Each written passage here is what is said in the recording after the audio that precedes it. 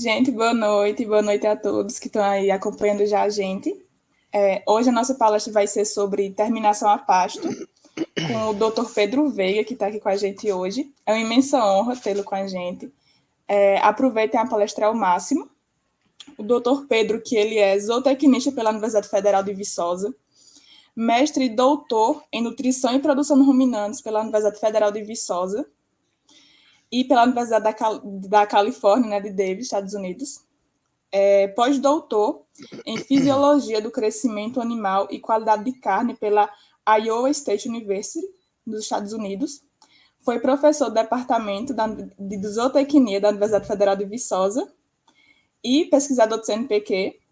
E atualmente ele ocupa o cargo de gerente global de tecnologia de bovinos de corte da Cargill Nutrição Animal. Então, quem é do ramo da nutrição, seja zootecnia ou veterinária, sabe o porte da empresa que é a Cargill e pode imaginar o prazer que é tê-lo aqui com a gente hoje e a imensa honra. Então, doutor Pedro, passo a palavra para o senhor, fique à vontade na palestra. E, gente, aproveitem, façam perguntas, enfim, a noite é com a gente aqui hoje. Obrigado, Ana Paula, boa noite a todos. É um prazer muito grande estar aqui com vocês também. Eu queria agradecer pelo convite, pela oportunidade. Deixa eu compartilhar minha tela aqui. Vocês estão conseguindo ver minha tela? Só me dá um ok, Ana Paula. Sim, professor, okay. Já coloquei na tela. Tá joia. Então, pessoal, como eu estava falando, um prazer muito grande falar com vocês. Preferiria muito mais estar aí, né, em Petrolina, comer uma carninha de bode lá no Bodódromo. É uma cidade que eu gosto muito, Juazeiro. Na verdade, eu até morei um tempo em Petrolina quando era bem novinho. Meu pai trabalhou na Caraíba Metais, engenheiro de Minas, aí no interior da Bahia, próximo a Juazeiro. Então, tenho uma consideração e um carinho muito grande aí pela região. Então, fico muito feliz com o convite. Bom, pessoal, eu não vou tomar muito tempo de vocês, mesmo porque já é final do dia, todo mundo cansado e seria muita pretensão minha a gente querer abordar tudo que dá para a gente abordar sobre esse tema, terminação a pasto, né, que é um tema extremamente vasto, daria para falar muita coisa. Eu vou dar uma pincelada em alguns pontos principais e aí depois eu fico à disposição para perguntas. Quem quiser depois me mandar um e-mail, mandar um WhatsApp, mandar um direct no Instagram, a gente fica à disposição. Não sei como a internet vai se comportar. Eu estou numa fazenda aqui no Tocantins, em Marianópolis, bem no interior do Tocantins. Aqui a internet não está das melhores, mas espero que a gente consiga encerrar esse bate-papo aqui. Vou deixar até o WhatsApp, se por um acaso cair o sinal aqui, para a Ana Paula me avisar. Bom, pessoal, quando a gente fala de terminação de bovinos de corte no Brasil, muita gente às vezes pensa muito em confinamento, né? Vem bastante confinamento na cabeça. É uma indústria que tem amadurecido a passos largos no Brasil nos últimos anos.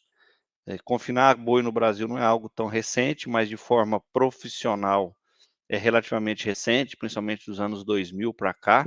Então, é uma indústria ainda relativamente nova, mas a gente tem evoluído muito em vários aspectos, desde aspectos gerenciais, aspectos nutricionais, de sanidade, manejo, definição de ponto ótimo de abate, tudo mais, né? E é um sistema muito mais controlado, uma vez que essa terminação em confinamento a gente entrega no coxo exatamente o que o boi deve comer, ou seja, a gente tem um controle muito forte do consumo. Esse é um dos grandes diferenciais da terminação em confinamento, diferentemente da terminação a pasto. O consumo de pasto a gente jamais vai conseguir mensurar, né? O que a gente consegue fazer é estimar o consumo de pasto, desde uma estimativa mais grosseira até uma estimativa um pouco mais precisa, usando indicadores como óxido crômico e usando titânio, mas mensurar, medir de fato o consumo de um animal a pasto a gente nunca vai conseguir. Enquanto no animal confinado a gente tem totais condições de fazer essa mensuração, né? E um ponto importante para a gente deixar claro, pessoal, é quando a gente fala de terminação em si, que é a fase final do ciclo produtivo, é uma fase onde a eficiência biológica de crescimento do animal é pior. Se a gente pegar desde a fase intrauterina de vida, que está dentro do duto da vaca, crescimento fetal, até o abate, a fase de menor eficiência é a fase final. É a fase que o animal já está pesado, então as exigências de energia de manutenção são elevadas, a composição do ganho muda bastante, esse animal começa a depositar mais gordura, o potencial de deposição muscular vai diminuindo, então a eficiência biológica dele vai piorando. Então a gente precisa ser extremamente eficiente nessa fase, principalmente no momento atual que nós vivemos. Eu estou aqui, como eu falei, no Tocantins, num confinamento que esse ano vai fazer 90 mil cabeças, e é um cenário muito desafiador. Por quê? Porque o preço da arroba, como a gente tem visto, tem diminuído dia após dia, em função de um aumento da oferta de animais para abate, um alongamento das escalas dos frigoríficos, um consumo de carne enfraquecido no mercado interno, exportação indo bem, mas nos últimos dias, alguns sinais de que a China está reduzindo o preço de compra, o ritmo de compra. Então, esse cenário de mercado torna a engorda muito mais desafiadora hoje, né? Então, a gente precisa ser muito eficiente nessa fase final do confinamento, ou na fase final de terminação desse animal. Nós vamos falar aqui de terminação a pasto, né? Então, a terminação a pasto é um mercado que tende a crescer, como a gente pode ver nesse gráfico aqui, que foi uma estimativa feita pelo Rabobank, que é um banco holandês que trabalha muito no cenário agro. Então, eles trazem uma evolução da terminação a pasto, a gente chama de semi-confinamento, quase que dobrando num cenário de 10 anos, saindo aí hoje representando em torno de 11% dos animais abatidos para 19% em 2026, enquanto que o confinamento, uma evolução também interessante, porém a um ritmo menor. Então, há uma perspectiva de uma elevação na terminação em semi-confinamento ou terminação a pasto. É um sistema mais democrático do que o confinamento, exige um investimento bem menor do que o confinamento. É um sistema mais fácil de ser implementado na realidade do que um confinamento propriamente dito, custos mais baixos, inclusive, de implantação, né? Só que essa terminação de animais a pasto, no Brasil, de uma forma geral, ela se a gente pegar o último dado, que é do Beef Report da ABEC, que é a Associação Brasileira das Indústrias Exportadoras de Carne, esse report traz que 15% dos animais abatidos no Brasil hoje provém de confinamento e 85% são animais terminados a pasto. E grande parte desses animais terminados a pasto ainda são sistemas com adoção tecnológica de baixa a média, né? Então a gente vê grande maioria dos animais sendo abatidos ainda em sistemas de produção a pasto, como eu disse, de baixa adoção tecnológica, níveis de suplementação baixos.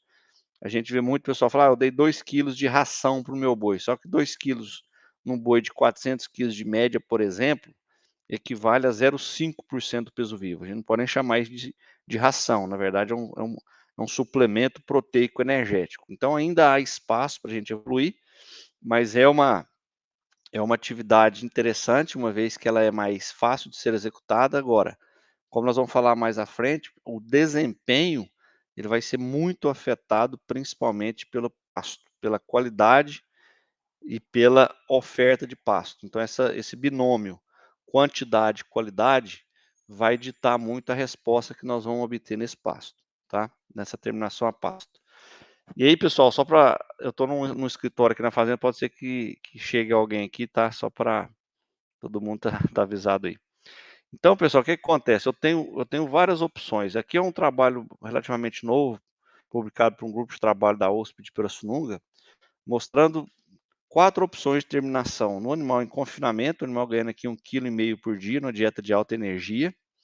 O animal em confinamento, numa dieta rica em volumoso, vai ter um ganho, obviamente, inferior, 900 gramas. O animal terminado em confinamento, em semi-confinamento a pasto, ganhando também seus 900 gramas. E o animal com nível mais baixo de oferta de concentrado aqui, ganhando 600 gramas a pasto. Então, duas estratégias de terminação a pasto, que eu tenho uma diferença aqui de praticamente 300 gramas por animal dia, muito em função do nível de oferta de suplemento. Nós vamos falar bastante disso um pouco mais à frente. Então, como consequência, de acordo com o nível de energia da dieta, nós vamos ter desempenhos distintos, como a gente pode ver aqui, saindo de 600 gramas até 1,5 kg, e, obviamente, níveis distintos de terminação ou de acabamento de carcaça. Nesse gráfico aqui de cima é o grau de acabamento ou espessura de gordura na costela, entre a 12ª e a 13ª costela, em 140 dias. Então a gente pode ver que o animal em confinamento ganhando 1,5 kg, obviamente que ele tem um consumo de energia superior, então ele termina o confinamento ali praticamente com quase 10 milímetros, 9 milímetros de gordura. Ao passo que os animais terminados a pasto, a gente consegue observar que ao final de 140 dias eles têm ainda níveis de gordura na carcaça inferiores a 2 milímetros. Isso aqui na costela, quando a gente olha espessura de gordura na garupa, o cenário não é tão diferente aqui, animais atingindo em torno de 2, 3 milímetros. Então, por que eu trouxe esse trabalho aqui, pessoal? Para evidenciar e deixar bastante claro que um dos grandes desafios da terminação e da engorda a pasto é não só obter ganho de peso interessante, mas principalmente um nível de acabamento adequado de acordo com o mercado.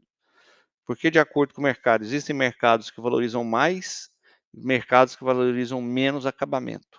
Então, se eu tenho como foco, por exemplo, o mercado China, produzir boi para atender um mercado de exportação para a China, não há exigência de acabamento de gordura na carcaça. A única exigência que existe é a idade de abate. Agora, se eu estou no mercado que eu quero produzir uma carne direcionada para produzir carne para churrascaria, por exemplo, uma rede de casa de carne, uma carne de marca de qualidade superior, obviamente que o acabamento passa a ser interessante e importante. Então, o grande desafio da terminação a pasto, como essa foto mostra claramente, é justamente isso, é colocar um nível mínimo de acabamento.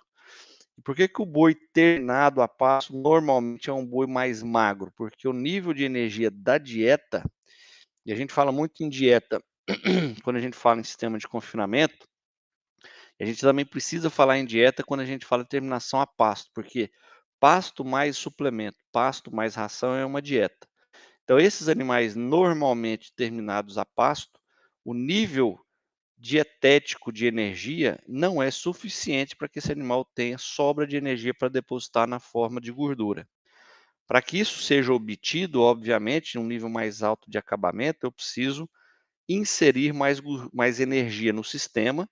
Normalmente, isso é em função do aumento do nível de oferta de concentrado, que é o que a gente tem visto, por exemplo, nas operações que utilizam a TIP, ou terminação intensiva a pasto, né? Nós vamos falar sobre isso. Então, pessoal, o semi-confinamento tradicional, o que que é? É a terminação de animais em pastagens, né, com fornecimento de ração equivalente a mais ou menos 1% do peso corporal, podendo chegar a 1,2% do peso corporal. Esse seria o semi-confinamento tradicional, né? Já a TIP, ou a terminação intensiva a pasto, é quando a gente aumenta esse nível de oferta de ração a pasto no nível equivalente a 1,5% a 2% do peso vivo. Não existe uma receita, o que é melhor, o que é pior, são vários fatores que vão definir o nível de oferta de concentrado que a gente vai trabalhar. Obviamente que o custo-benefício é o principal deles, né? Em que região que eu estou, qual que é o custo dessa minha ração, quanto que o meu animal vai ganhar, qual que é o preço da arroba, por quanto eu comprei esse animal, ele veio de uma recria, uma compra de um animal magro, qual que é a exigência do mercado em relação ao nível de gordura de acabamento na carcaça. Então, a definição é muito complexa, ela não é tão simples assim, né? Agora, o que a gente não deve esquecer jamais, e aí já fazendo um paralelo aí com a região, é que dependendo da época do ano, essa terminação a pasto ela fica muito mais desafiadora. O negócio é eu terminar boi a pasto na época das águas, que eu tenho pasto verde em abundância, de melhor qualidade. E um outro desafio muito grande é terminar esse animal a pasto na época da seca, em que eu tenho uma qualidade de forragem inferior e às vezes até uma baixa disponibilidade de forragem, né? Então, na época seca do ano, o que acontece? A gente sabe muito bem o que acontece com as gramíneas forrageiras tropicais. Então, reduzem drasticamente essa concentração de proteína bruta. A gente encontra facilmente nível de proteína bruta ao redor de 4, 5% em pastos na época da seca. Obviamente que isso depende da espécie forrageira, depende do manejo que esse pasto recebeu até entrar na época da seca. Então, a fração indegradável da fibra aumenta, a famosa FDNI, que é a fração da FDN que ela não sofre degradação ruminal, ela praticamente só contribui com enchimento no rumen, reduz consumo, não contribui com energia para o animal. Há uma depressão na atividade fibrolítica no rumen, uma vez que esse pasto ele tem um nível baixo de proteína. Como a gente sabe, o que as bactérias ruminais precisam para degradar o pasto, a fibra do capim, são enzimas fibrolíticas, e enzima é proteína. Então, se eu não corrigir a deficiência proteica dentro do rumen, essa atividade enzimática ela diminui drasticamente. Como consequência, eu tenho uma redução do consumo de pasto em função de uma digestão de matéria orgânica mais baixa e, obviamente, eu vou ter uma produção animal inferior. Então, dependendo da época do ano, o desafio ele se torna um pouco mais importante. Obviamente que quanto o pasto ele está em oferta limitada, e aí eu já preciso pensar numa estratégia de ofertar uma quantidade maior de concentrado e promover o efeito substitutivo, né? Então, o pasto, pessoal, ele vai definir muito a resposta animal que nós vamos ter em um sistema de terminação a pasto. Então, dependendo de que tipo de pasto que a gente vai trabalhar, e aqui eu estou falando de espécie forrageira, nível de manejo, nível de fertilidade do solo, adubação e tudo mais, eu vou ter uma resposta diferente. Então, quando eu tenho um pasto, como vocês podem ver muito claramente, esse pasto passou por uma roçagem mecânica, para poder ajustar a altura. É uma fazenda que trabalhava com uma lotação mais baixa, não havia disponibilidade de capital para compra de animal para poder aumentar a carga, então o pasto deu uma passada, precisou passar uma roçada para ajustar o tamanho, o manejo. E eu tenho uma outra situação que eu tenho um pasto já passado acima do ponto ideal, né? E aqui eu não vou entrar no detalhe, isso aqui daria para a gente falar mais, pelo menos mais 1 hora, ou pelo menos, que é a questão de manejo do pastejo, altura de entrada de plantas forrageiras. Isso está muito bem estabelecido hoje pela ciência brasileira, quais são as alturas meta de entrada e de saída de acordo com a espécie forrageira. Mas um pasto passado, ele também diminui o desempenho, porque há uma redução no consumo e, obviamente, também na qualidade do pasto, mas principalmente no consumo, quando eu tenho um pasto que ele tem uma estrutura morfogênica que não otimiza consumo, que é basicamente quando a gente quer maximizar ganho de peso. Estrutura é fundamental quando a gente vai fazer uma terminação a pasto. Então, se eu tenho uma situação em que eu vou fornecer ração a pasto, dependendo da quantidade, da época do ano, essa estrutura ela precisa ser adequada para tal, né? Um sistema que nós temos utilizado bastante são sistemas de corredores, ou seja, o trato ele é feito do lado de fora, o trator, o caminhão não precisa adentrar ao pasto. Então, quando a gente precisa adentrar o pasto, a coisa se complica, né? Principalmente na época das águas. A logística fica mais difícil. Na maioria das vezes, o pessoal trabalha com piquete, porteira. Então, se for um funcionário só, ele vai ter que ficar descendo do trator ou do caminhão constantemente para abrir cochete, abrir porteira. Isso perde muito tempo. Eu teria que colocar um funcionário adicional para agilizar o processo. Então, eu tenho um incremento de custo. Eu tenho uma dificuldade de estrutura, de manter estrutura, principalmente na época das águas. Vou mostrar algumas fotos. Então, quando essa suplementação ela é feita ao longo do ano todo, tanto nas águas quanto na seca, nós temos trabalhado muito com esse sistema de corredor, em que eu faço o fornecimento pelo lado de fora. Obviamente que isso exige uma adequação estrutural, tanto do ponto de vista de cerca, de aguada, de coxa e de estrada. Isso traz a demanda e necessidade de um investimento superior. Dependendo do número de animais, nós vamos precisar trabalhar com uma fábrica de ração, porque comprar ração pronta tem um custo X. Se eu produzo a ração na minha fazenda, esse custo ele abaixa drasticamente, todo mundo sabe muito bem disso. Então, dependendo da escala, a estrutura ela vai ser adequada para tal, né? Então, eu tenho sistemas, por exemplo, que eu tenho que adentrar dentro de uma área de fornecimento, por exemplo. É muito comum em sistemas, principalmente de pastejo rotacionado, tem a famosa área de lazer, que eu tenho um bebedouro, eu tenho um coxo. Só que essa área de lazer, né, ao longo do tempo, principalmente na época da chuvarada, quando chove, na época das águas, o que a gente vê? Empoçar lama, empoçar barro. Então o caminhão vai passar aqui, o trator vai passar aqui, vai atolar, vai afundando, o acesso ao coxo vai sendo dificultado. Então, sempre que eu tenho maior desafio em função de clima, eu preciso ter uma estrutura mais robusta. Agora, se eu estou localizado numa região que a chuva ela é mais esporádica, chove menos, esses desafios estruturais eles tendem a ser menores, obviamente, né? Uma pergunta que muita gente sempre faz é: que sistema de pastejo é melhor para semi-confinamento? Seria um sistema rotacionado ou um sistema contínuo, né? Não existe trabalhos científicos que trazem uma resposta muito clara.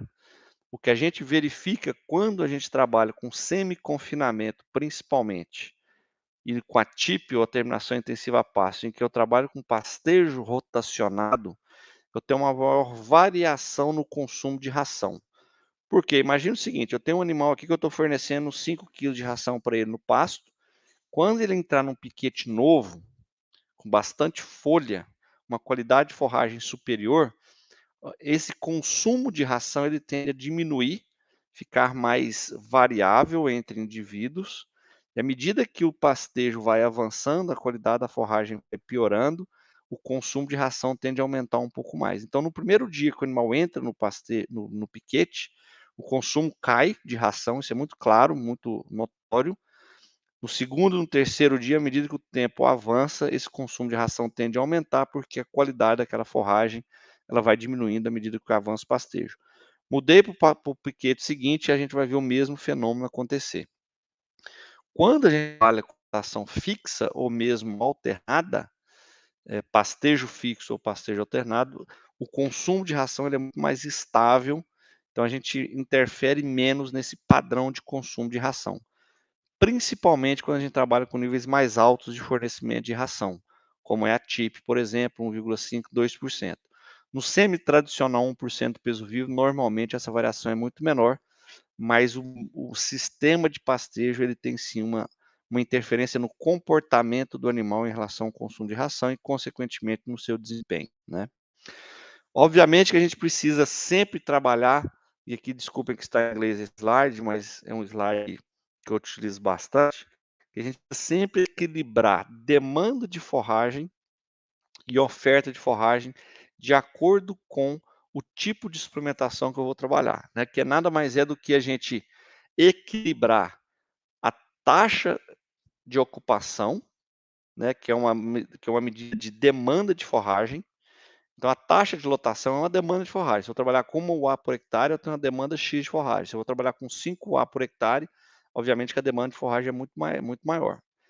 E a capacidade de suporte. A capacidade de suporte é o que aquele pasto consegue entregar de forragem para um determinado grupo de animais. Então, eu preciso sempre buscar equilibrar capacidade de suporte com taxa de lotação.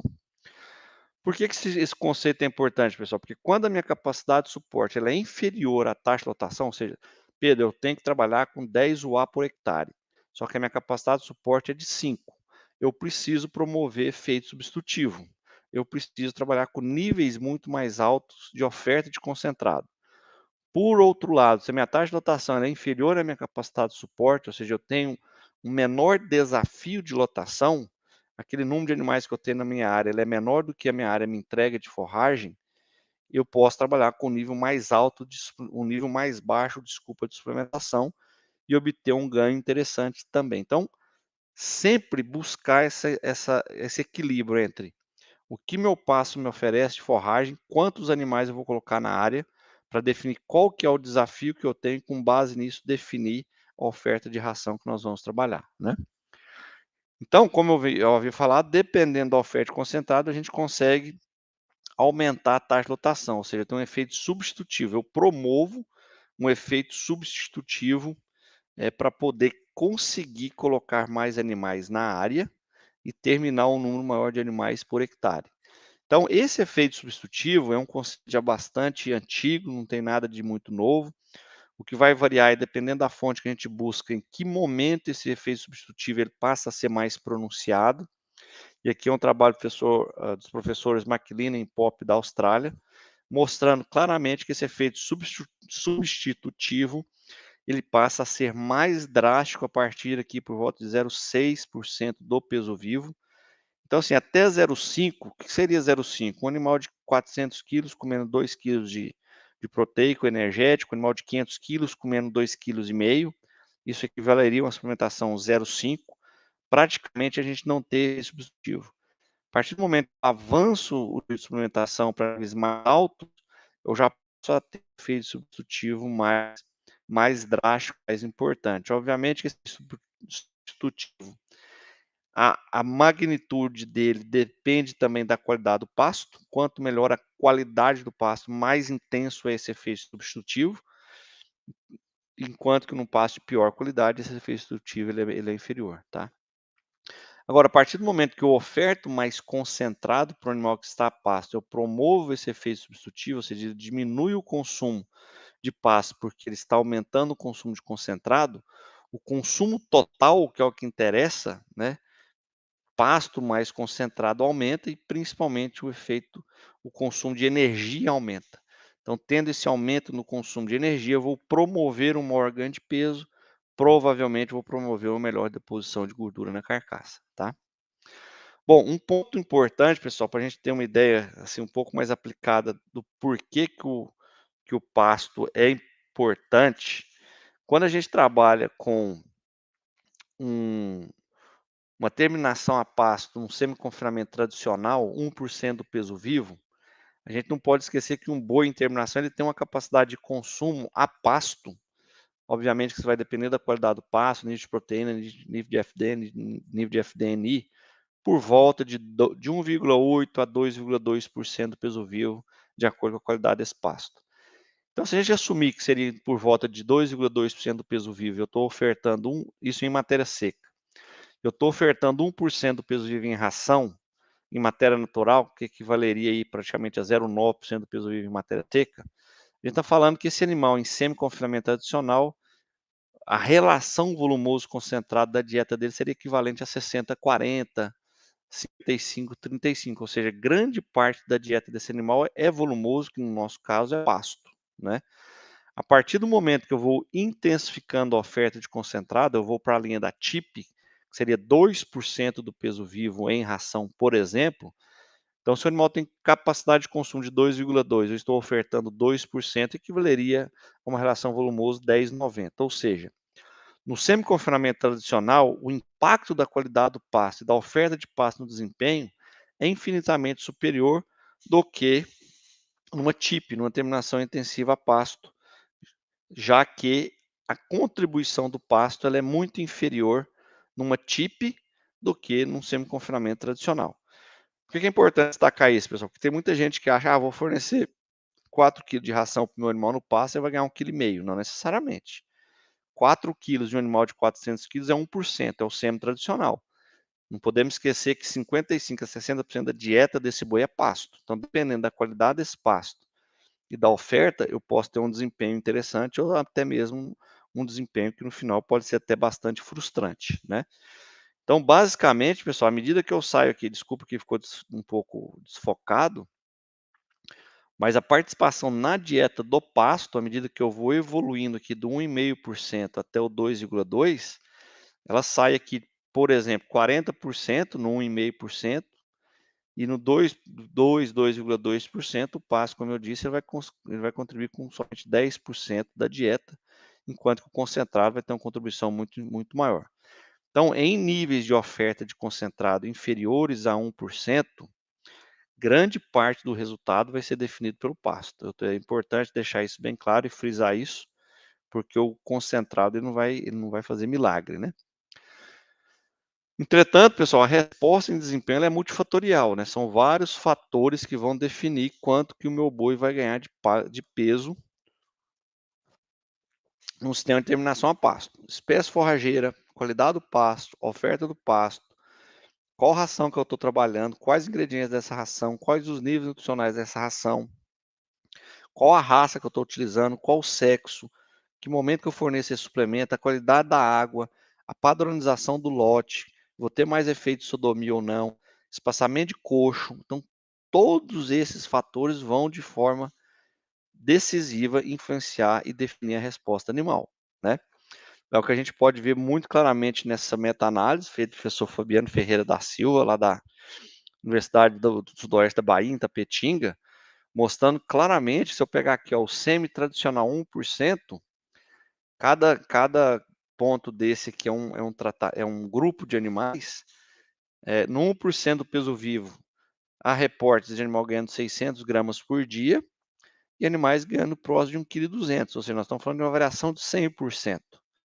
O que explica essa grande variação no desempenho para os animais recebendo 1% do peso vivo? Tudo isso que eu disse antes, né? Então, por exemplo, pode ser que esse animal ganhando 600 gramas ele já é um boi pesado, um boi de 500 quilos, por exemplo, exigência mais alta de mantença, na época seca do ano, baixa oferta de pasto, vai ganhar 600 gramas, enquanto que ganha num quilo 200. Eu já um animal talvez um pouco mais leve, um pasto de melhor qualidade. Então, existe sim uma variação importante na resposta, né, do semi. No semi, na terminação intensiva a pasto, na TIP, essa variação tende a diminuir, porque a contribuição do pasto na dieta do total do animal é inferior, como eu disse anteriormente. Então, a gente pode ter uma redução dessa variabilidade, tá? Então, de acordo com o tipo de pasto, da forma com que eu oferto esse pasto, de novo, da qualidade desse pasto, da disponibilidade, da morfologia, eu posso ter resultados distintos, né? Então, trazendo aqui dados práticos de fazenda que nós atendemos, a gente pode ter desempenhos aqui desde 1,8 kg, por exemplo, tá? Na seca, animal recebendo 1,8% do peso vivo num pasto de estrela africana, até um ganho de 1,450 no Tifton, consumindo 1,7. Então, dependendo com a época do ano, a espécie forrageira, eu posso ter essas variações de desempenho. Agora, num sistema de oferta de ração um pouco mais aberta, aqui já é um TIP, né? Consumo de ração variando de 1,7% a 1,8%, percebam que são níveis de desempenho equivalentes até com o sistema de terminação em confinamento, 1,450 kg, 1,560, 1,630, ou seja, com um bom pasto, bem manejado, uma boa oferta, ajustando taxa de lotação, capacidade de suporte, e um bom concentrado, né, formulado para atingir os níveis nutricionais que nós queremos, os níveis dos aditivos e tudo mais, a gente consegue desempenhos compatíveis com o sistema de terminação, inclusive em confinamento, né? Então, assim, esse sistema de terminação a pasto, ele é muito interessante, principalmente numa época de transição, quando eu estou, por exemplo, com o animal saindo da época das águas, 13 a 15 arrobas, né? Estou naquela fase de transição de águas para seca, eu preciso adiantar esse boi, né? O que eu vou fazer com esse boi? Eu vou vender para o confinamento, vou esperar para confinar, por que não engordar esse animal a pasto, né? Então, é uma oportunidade interessante da gente acelerar um boi que não necessariamente ficou pronto no final das águas. Muita gente, por dificuldade logística na época das águas, que é muita chuva, muito barro, muita lama e tudo mais, o pessoal trabalha com nível mais baixo de suplementação nas águas e sempre fica aquela cabeceira, a gente consegue matar no final das águas, sempre fica um meio e um fundo que ainda não terminou no final das águas, eu preciso tomar uma decisão rápida do que fazer com esse animal nessa fase de transição, e aí a terminação intensiva a pasto, ou mesmo semi-tradicional, ele se encaixa muito bem nessa situação, né? Agora, não podemos esquecer que esse período de transição, que é o outono, ele corresponde com o momento de perda de qualidade da forragem disponível. Então, de novo, aquilo que eu falei, né? Dependendo da época do ano, dependendo da forma com que a forragem é ofertada, como o pasto é ofertado para o animal, eu vou ter um desafio maior ou menor de acordo com a minha meta de desempenho. Então, à medida que o tempo vai passando num sistema de transição, ou mesmo época seca do ano, o que a gente observa, pessoal, uma redução drástica e importante na qualidade do pasto. Então, por exemplo, nesse trabalho aqui, trabalha com braquiária Piatã, então no início do período de transição, essa braquiária tinha 9% de proteína, isso aqui é simulação de pastejo, e à medida que avança a transição em direção à época seca, cai essa proteína para 4%, a disponibilidade também reduz com o avançar do tempo na época da transição e na época da seca, porque não chove, a chuva diminui, o pasto para de crescer. Quando eu coloco o animal na área, ele vai consumir o pasto, obviamente, como esse pasto não está crescendo, a tendência é a disponibilidade diminuir e a morfologia da planta ela fica menos interessante para o boi, porque no início tem bastante folha, obviamente que o animal seleciona as folhas de início, e lá para a fase final, né, depois de 40, 50, 60 dias, à medida que o tempo avança, a estrutura da planta forrageira está totalmente alterada, porque o animal selecionou folha, então ele passa a ter menos folha, mais talo, mais material senescente, consequentemente o ganho de peso ele diminui drasticamente. Eu saio de um ganho de 700 gramas, aqui é num 0,3%, não é nem no semi-confinamento, é um proteico energético 0,3%. Então, no início da transição, um ganho aqui por volta de 700 gramas, cai para 500 gramas, cai para 300 gramas. Por que essa queda drástica no desempenho? Em função de uma redução na disponibilidade de pasto, na qualidade do pasto. Se eu quero manter níveis de desempenho superiores, 700, 800, 1 kg, 1,2 kg, evidentemente que eu preciso entrar com nível mais alto de concentrado para o animal substituir esse pasto de pior qualidade por concentrado, né? Que tipo de ração que eu vou utilizar, pessoal? Depende, a gente fala, é muito comum no mercado, tem ração 14%, ração 16%, ração 18%. O que a gente tem recomendado? Semi-confinamento tradicional na época da seca, 18% de proteína bruta, é onde a gente consegue maximizar o ganho. Eu trabalho feito com o professor Edene Detman já há bastante tempo atrás, mas que ainda é muito válido e a gente tem utilizado bastante. Se é uma TIP que eu vou trabalhar com nível mais alto de oferta, 1,5%, 2%, obviamente eu não preciso ter os mesmos 18% de proteína, eu posso trabalhar com 14% de proteína. Na época das águas, o semi-tradicional, não precisa trabalhar com 18%, uma vez que o pasto tem a melhor qualidade, eu posso trabalhar com 16%, e assim sucessivamente, né? Então a gente trabalha bastante o nível de proteína de acordo com a época do ano, a qualidade do pasto e o nível de oferta de concentrado, tá? Não existe uma receita. Fornecimento. Que momento que eu tenho que fornecer essa ração para o boi no pasto? Depende de uma série de fatores, mas primeiro, nós precisamos estabelecer uma rotina. O boi gosta de rotina. Receber sempre a ração no mesmo horário. Então, assim, qual que é o melhor horário? Sempre vem a pergunta, né? Qual que é o melhor horário para a gente fornecer essa ração no pasto? O melhor horário, pessoal, é o horário que a gente consegue executar, é o que a gente consegue fazer todo dia. Se eu tenho um lote de 100 animais para tratar, ok, você consegue fornecer a ração sempre no mesmo horário para aquele lote. Se eu tenho 10.000 animais para tratar, eu preciso começar de manhã e vou terminar só à tarde. Então a gente ouve muito pessoal falar, o melhor horário para fornecer ração é evitar o horário no início da manhã, é melhor que seja por volta da hora do almoço, que o boi já consumiu pasto, eu interfiro menos no seu comportamento ingestivo, no seu comportamento de pastejo. Ok, se são poucos animais, eu consigo fazer o trato no intervalo de 2 horas, por exemplo, tudo certo. Agora, se eu tenho um número maior de animais e a minha capacidade operacional é limitada, existem várias fazendas que a gente atende no Brasil que o cara começa a tratar às 7 horas da manhã e termina às 6 horas da tarde. Por quê? Porque são muitos animais e a capacidade operacional dele não é muito grande. Então tem boi que vai receber ração de manhã, tem boi que vai receber ração à tarde. Então isso depende muito de cada fazenda especificamente, né? Na época da chuva, evidentemente, normalmente a gente prefere fornecer pela manhã, principalmente em regiões em que há pancadas de chuva do horário do almoço para frente. Então a gente consegue reduzir muito perda de ração em função de chuva. Se é uma região que chove bastante, trabalhar com cobertura de coxa é importante também, né? Então, pessoal, uma coisa que a gente precisa sempre observar é comportamento, né? O boi é um animal de rotina, então ele é um animal que quando a gente começa a fornecer ração, ele amansa muito rápido, né? A gente costuma brincar que uma das formas mais fáceis de amansar boi é fornecer ração. Então, se forneceu ração, ele vai acalmar. Então, o comportamento dele dita muita coisa. Estrutura de coxa é fundamental, principalmente espaçamento de coxo. Então, semi-tradicional, 1% do peso vivo, a gente tem que trabalhar com 40 centímetros de coxo. Por quê? Porque o animal vai consumir essa ração mais rápido do que num semi, em que tem uma oferta maior de concentrado, uma TIP com 2% do peso vivo. A velocidade de consumo é mais lenta, praticamente eu tenho ração no coxo o dia inteiro, enquanto que num semi-tradicional 1%, a velocidade de consumo dessa ração é mais rápida. Então, eu preciso trabalhar com espaçamento maior no semi-tradicional até do que na TIP, por exemplo, né? Então, o boi, pessoal, ele acostuma, né? Então, dependendo da situação, eu posso alterar mais ou menos o comportamento dele ingestivo no pasto. Então, de novo, né? Se eu tenho um lote de 120 animais, como era esse caso aqui, ó, eu posso me dar o luxo de fornecer a ração no horário que eu bem entender, desde que seja feito todos os dias no mesmo horário.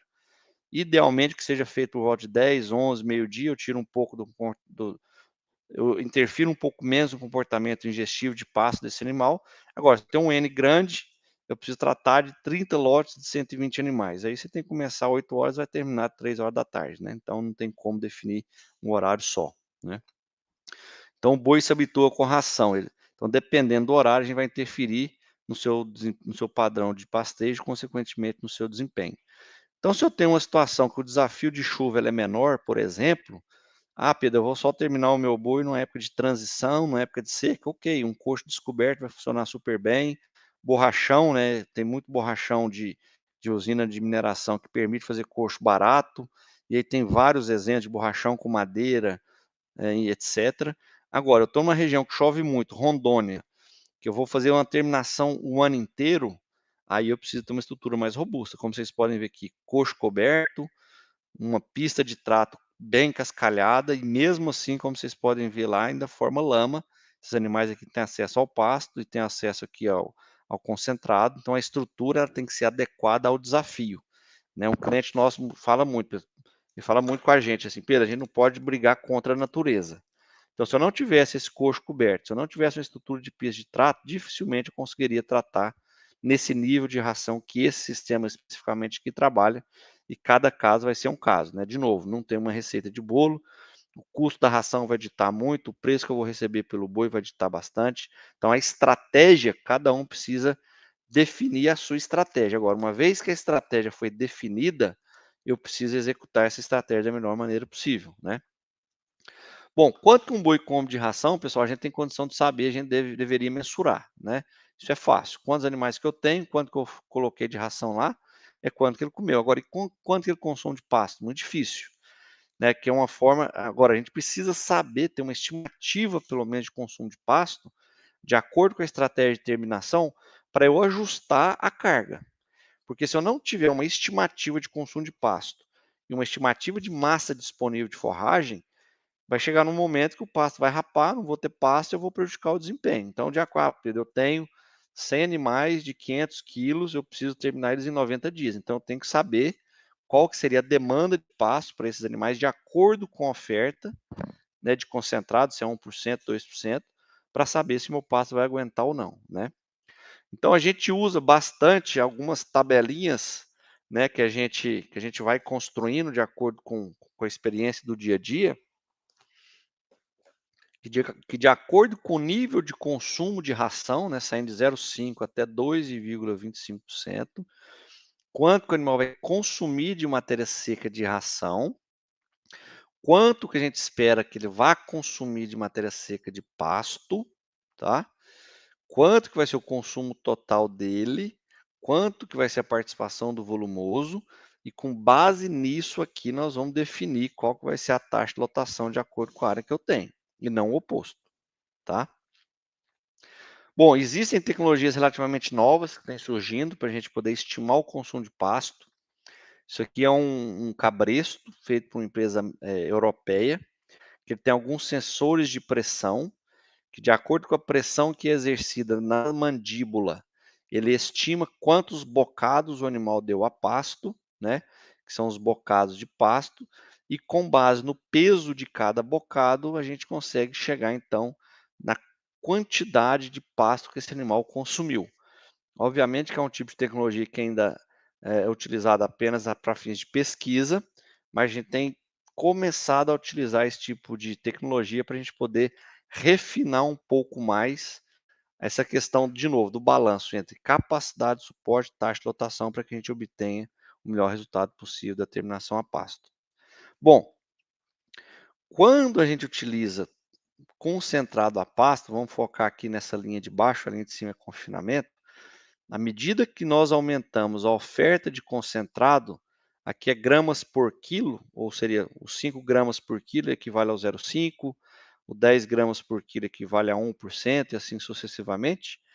Biologicamente falando, pessoal, à medida que eu aumento a oferta de concentrado, eu saio de só pasto e chego no 2%, é esperado que a gente obtenha uma melhoria de rendimento de carcaça. Óbvio. Por quê? Porque o animal só a pasto com mineral tem um enchimento ruminal totalmente distinto de um animal que está recebendo 1,5%, 1,8%, 2% de ração, né? A gente até brinca na prática que o boi da TIP ele desbarriga, ele perde barriga, ele perde estrutura visceral, ele diminui o tamanho de víscera, obviamente. Então, é esperado que haja um aumento no rendimento de carcaça, saindo um rendimento típico de um boi de pasto, né, só mineral e pasto 50%, 51%, podendo chegar aqui até 54%, 55% numa terminação intensiva a pasto. Então, o trabalho que nós fizemos no norte de Minas, né, uma região desafiadora do ponto de vista de chuva, de precipitação, de qualidade de pasto. Então, a gente trabalhou aqui com 0,5%. Né, muita gente fornece 0,5%, fala que fornece semi-confinamento. 0,5% não é semi, é proteico energético, é um boi de 400 quilos comendo 2 quilos, é um boi de 500 quilos comendo 2,5 kg. A gente obteve um rendimento de 52,8%, com 68 dias de trato. Com 1%, esse rendimento subiu para 53%, com 1,5% ele subiu para 54%, isso com 68 dias de trato. E se eu aumentar o tempo que eu forneço ração para os animais, o rendimento ele vai tendendo a aumentar, porque esse animal vai ficando mais pesado, mais bem acabado, e o rendimento ele sobe. Né? Então, a gente consegue obter rendimentos aqui de 54%, 55%, no caso de 1,5% do peso vivo. Vejam claramente a diferença no tamanho de rumen, né? Então, à medida que o animal come menos pasto e mais ração, há uma diminuição no tamanho de rumen, de omaso, de abomaso, de intestino, consequentemente, a tendência é que o rendimento de carcaça ele aumente. Por isso, nós temos trabalhado muito o conceito de ganho de carcaça e não simplesmente ganho de peso vivo, né? Então, dá para ver de novo claramente aqui, ó, isso aqui é na sala de matança do frigorífico. Então, esse boi, esses animais aqui eram um lote anterior ao do nosso cliente, então era boiada de mesma era, pesando 21 arroba, castrada quimicamente, usando bopriva nesse caso. Esse boi terminado com 0,5% do peso vivo, vejam o tamanho do rumen, enquanto que esse boi aqui é um boi terminado com 1%, já é uma contribuição um pouco maior, o dobro, né, da contribuição de concentrado, do 1% versus 0,5%.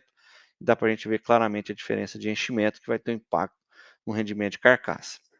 Agora, como qualquer terminação, né, pessoal, como qualquer processo dentro de uma fazenda, eu preciso ter muito bem claro o processo que vai ser executado. Então, a gente cria o que a gente chama de procedimento operacional padrão.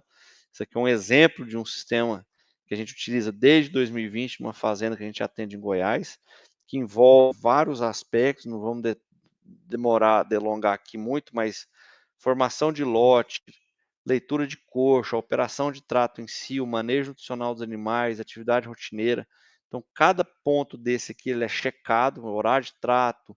O horário de trato tem que ser feito todo dia com mais ou menos 15 minutos de tolerância para mais ou para menos e por aí vai. Então, todos são fatores que vão interferir no resultado do desempenho se eles forem bem executados. Então, uma vez que eles têm que ser bem executados, eu preciso ter um procedimento padrão, né?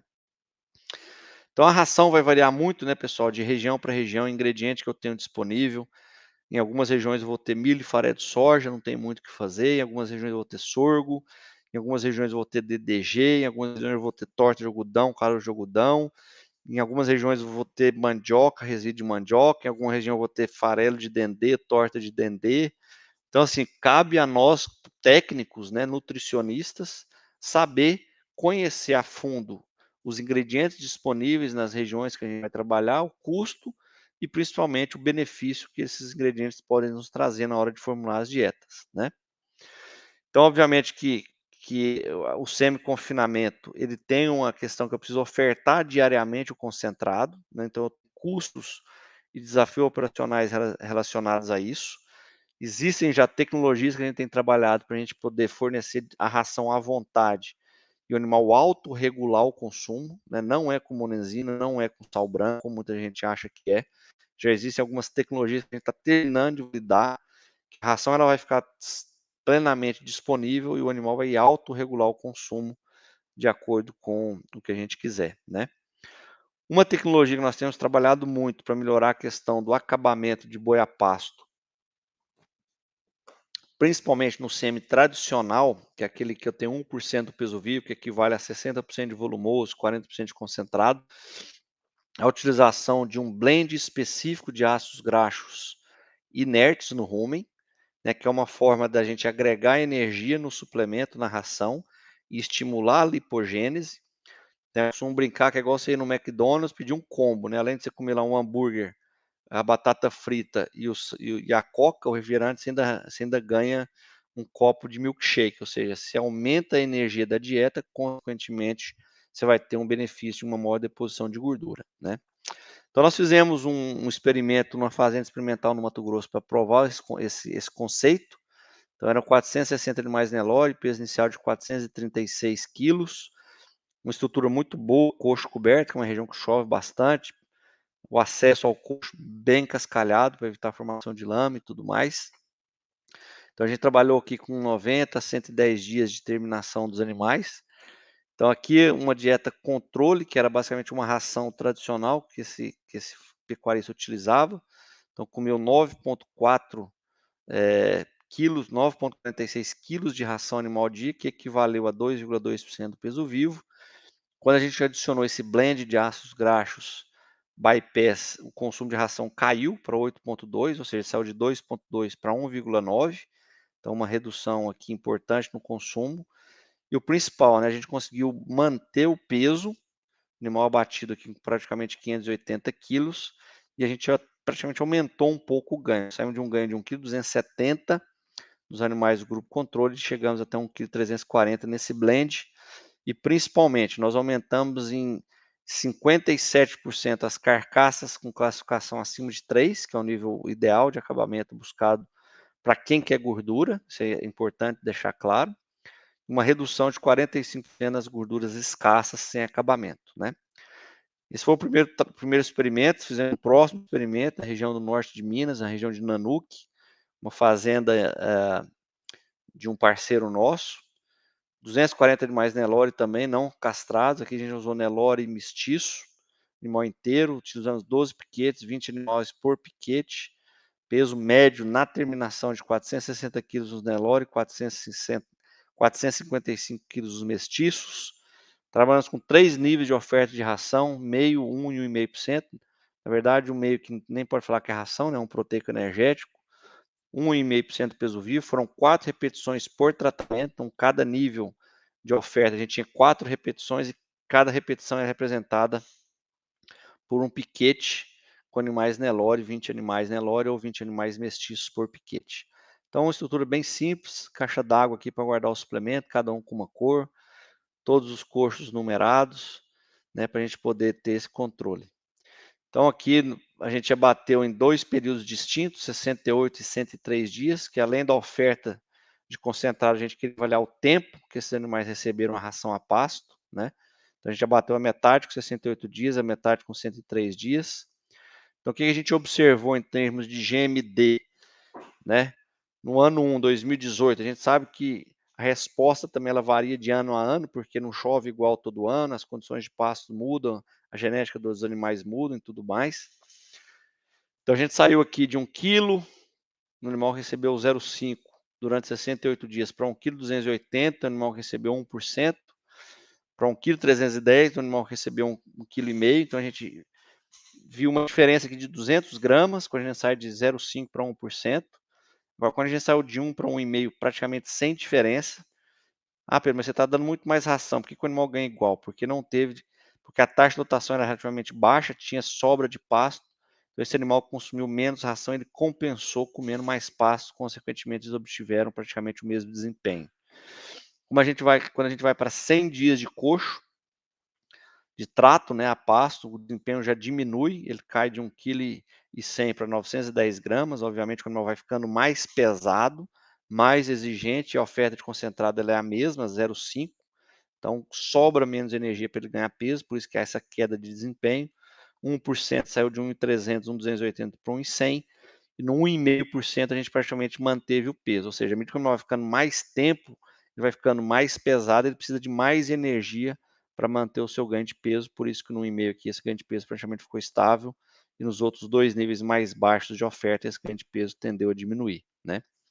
Olhando o ganho de carcaça, a gente vê um comportamento similar, 770 gramas no 0,5%, 930 gramas no 1%, 1 quilo no 1,5%, que é um ganho de carcaça praticamente equiparável ao confinamento, e aqui com 103 dias de coxo, cai para 670 gramas, cai para 800 gramas, e praticamente se mantém aqui no 1,5%, tá?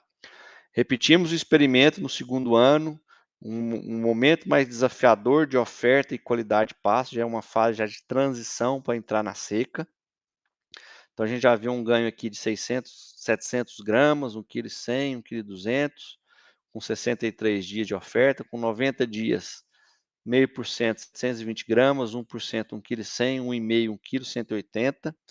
Então, isso aqui é importante a gente deixar claro, tá, pessoal? Porque, eu vou dar 1,5% de ração, meu boi vai ganhar 1,5 kg. Não necessariamente, depende da qualidade do seu pasto. De novo, quero bater bastante nessa tecla, né? Aqui o ganho de carcaça. Agora, o principal que a gente queria também obter, melhoria de acabamento. Então, se a gente observar, à medida que aumentou a oferta de concentrado, sai de meio para 1,5%, houve um ganho linear aqui nas carcaças de bom acabamento, que são as carcaças aqui do gráfico, a coluna verde, uma queda drástica nas carcaças sem acabamento, né, carcaça escassa. Então, se eu quero carcaças com bom acabamento, eu preciso investir mais em ração. Não tenho que fazer, mas o frigorífico não me paga mais por isso. Beleza. Se o frigorífico não te paga mais por isso, realmente não vai justificar o custo adicional que você vai ter com um nível mais alto de oferta.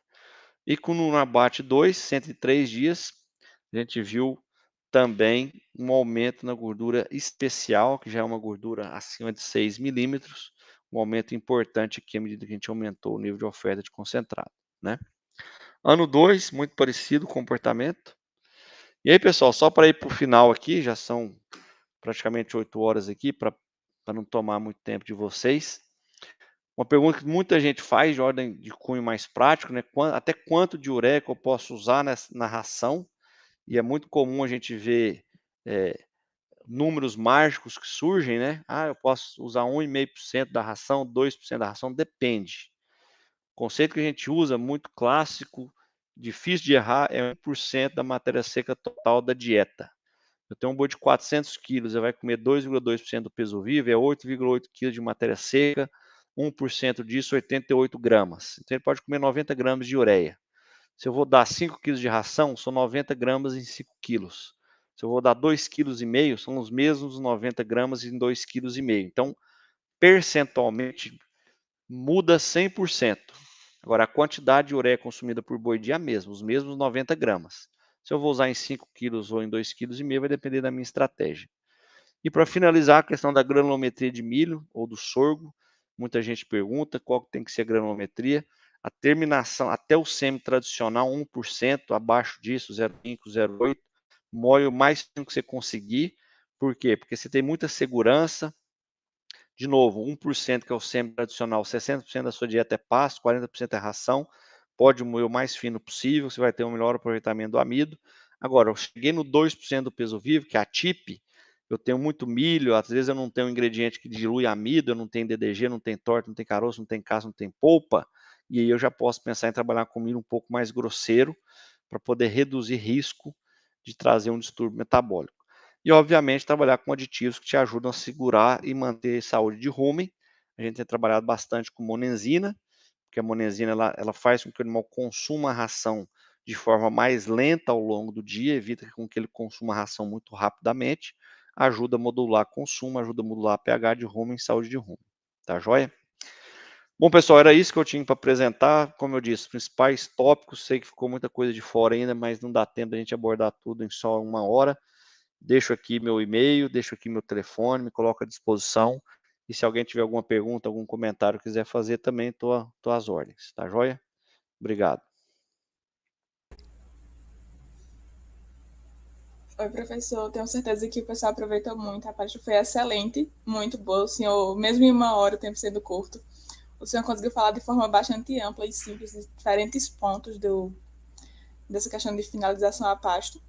Eu vou chamar aqui na sala um instantinho o Reinaldo, que é zootecnista, nosso colaborador da Liga e quem fez o intermédio dessa palestra, quem tornou possível que ela acontecesse também. Reinaldo, seja bem-vindo à sala. Opa, boa noite. Estão me ouvindo aí? Boa noite. Estamos sim. Beleza. Obrigado aí. Desculpa aí, viu, pessoal da Liga. Eu acabei me atrasando na estrada e não deu tempo de fazer a mediação.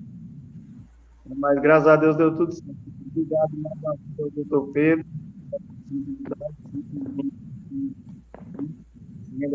No centro de serviço. Ele tirou um tempo. Algumas perguntas. Reinaldo, teu áudio tá cortando um pouco, tá Não tô falhando. conseguindo ouvir também. Se tu colocar talvez o... Melhorou um pouco? Melhorou. Ah, desculpa aí. De vez em quando vocês vão ouvir uns latidos aqui. Tem uma cachorra aqui que ela tá. Então, só recapitulando, eu estava agradecendo. Me desculpando de novo. Falhou um pouquinho de novo. Rapaz, eu não sei o que está acontecendo. Deixa eu tirar aqui o fone. Melhorou agora? Melhorou. Ah, pronto, beleza, era o fone. Estava agradecendo ao doutor Pedro enfim, mesmo com a agenda muito corrida, ele tirou um tempinho para passar uma mensagem para a gente aqui. Me desculpar aí com o pessoal da Liga. Acabei atrasando na estrada aí para, enfim, não conseguir fazer a mediação. Doutor Pedro, tem algumas perguntas que eu tenho, e aí a gente vai trabalhando elas aqui e, na sequência, a gente vai batendo papo, pode ser? Positivo, bora lá. Beleza. Deixa eu recuperar aqui. Elísia Bastos, ela está perguntando: os dados apresentados são equivalentes a estudos e mistos a respeito do efeito do aumento, né, do percentual do consumo de concentrado à medida que a gente usa a terminação intensiva à parte.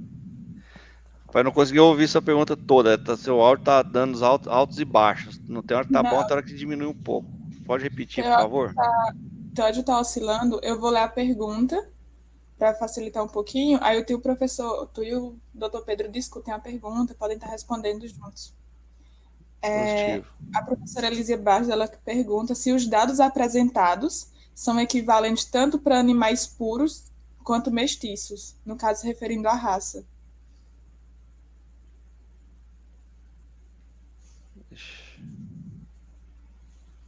O senhor conseguiu me ouvir?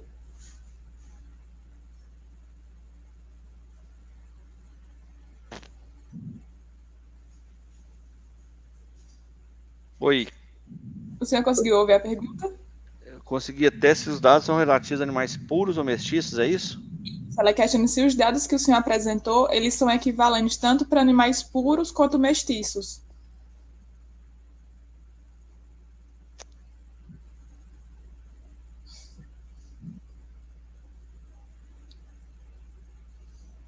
Travou agora. O doutor Pedro está travando um pouquinho também. Ele está na fazenda, então está com instabilidade também de sinal. Oi, pessoal. Tá, agora no finalzinho aqui deu uma piorada. Ainda bem que foi agora, né? Não foi ao longo da apresentação. Vamos lá. Se os dados são relativos a animais puros ou mestiços, é isso? Isso, são equivalentes. De dados de? A professora falou dados no geral. Acredito que tanto na questão de ingestão alimentar... Eu acho que ela está mencionando a questão do efeito substitutivo. Ah, tá. Boa. Bom, vamos lá. Pergunta muito interessante. Animal zebuíno. O animal zebuíno, a gente estava até discutindo isso semana passada num cliente nosso. Ele é bem mais seletivo no consumo do pasto do que o animal cruzado. Por exemplo, estou falando do animal Angus, tá? Inclusive, tem um trabalho muito bacana feito pelo professor Ricardo Reis há alguns anos atrás, lá na Unesp de Jaboticabal, que eles fizeram coleta de esôfago, de fístula esofágica, tá? E eles viram claramente uma diferença visual.